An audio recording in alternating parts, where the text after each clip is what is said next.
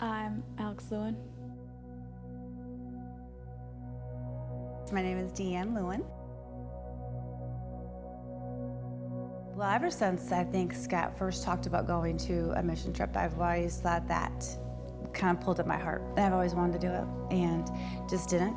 My kids were little. My concern was finances, the biggest thing, being a single parent with them. I didn't want to overstep our own situation to help, but someone said just God will provide, and then it happened. Me and my mom were talking about it since I was little, but I was never really quite old enough to really understand what the impact of it would be on me.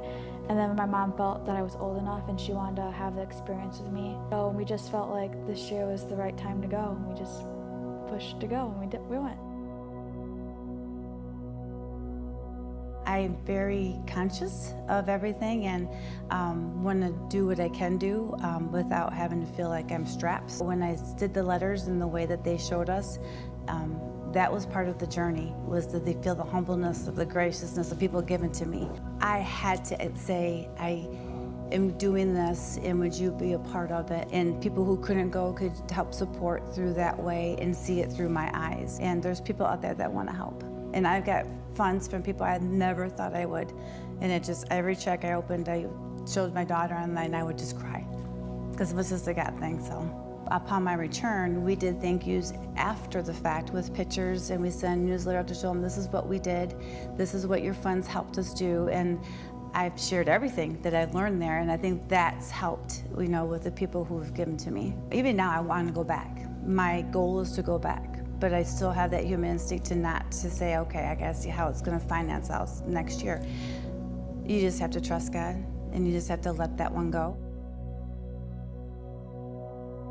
Hearing the different stories from our host family and how all the hardships they went through and how they still have just such a positive outlook on life, it makes my problems seem so much smaller compared to what they have, and it just makes me understand how much God can have an impact on your life, and it just made my relationship a lot bigger and closer to Him.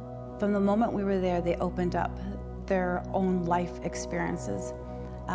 We had one night where we just sat, and one of the children told us the experience of that she's been going through, and we just cried with her. Seeing God's grace and seeing how happy they are and seeing how blessed they are, and they know they're blessed. And it just comes natural to them. And it's like, we have that here, but we just don't share it, or we don't show it. It really does bring you closer to God, and you see how it works how He works in all different forms and how He works all over the world.